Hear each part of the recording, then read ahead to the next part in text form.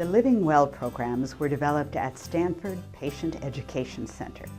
The classes help people understand their chronic condition, whatever it is, and develop approaches to living healthier, easier to manage life in general lives. Okay, so remember, this is back to session 2, and I want you to just take a quick look at the chart. And today we're going to talk about feedback and problem solving, and then we're going to deal with difficult emotions. We'll take a little break, and then we'll talk about the introduction to physical activity and exercise, something which we all need to cover. Self-management involves behavior change. Participants try out new activities and behaviors between sessions and report back on their successes each week.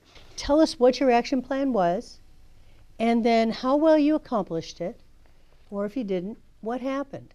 Okay, well, my action plan this week was to cook dinner for my father and my brother at their place, and I was going to make sure that this got done as I got off of work at dinner Monday, Tuesday, Wednesday, and Thursday. They weren't eating real nutritiously.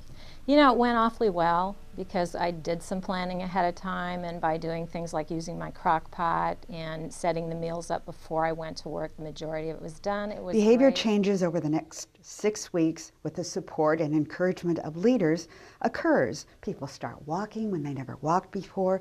They start just a few minutes a day doing something differently that helps them ultimately manage their chronic disease.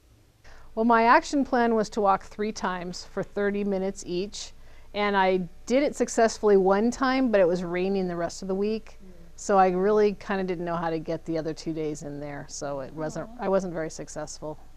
What about getting some help from the group? Would that be good? Sure. Okay. So I want to ask everybody to just think about, remember how we do brainstorming where y'all just throw ideas up, and Berta's going to go up to the board. And walk in the mall. I was going to say walk in the house, but the mall is much better.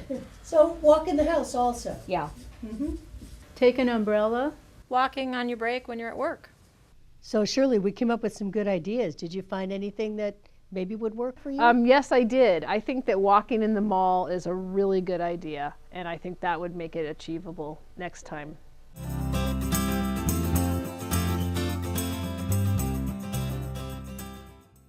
I learned that I had to stick to it as far as exercising. I had to watch it better with the healthy eating habits and so on.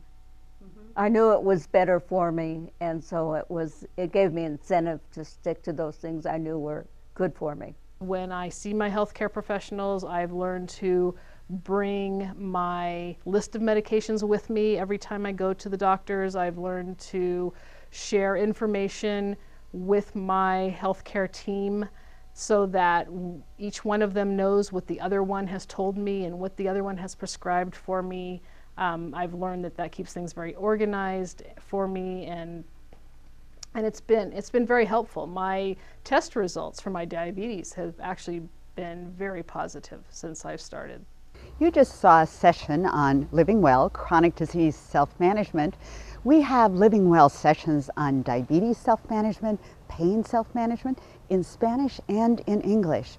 Pain self-management is particularly important because people learn how to, using gentle pressure, exercise, distraction techniques, how to manage the chronic pain that often goes with chronic conditions. 225 plus people a year go through these sessions, many of whom graduate and go on to become trained leaders themselves.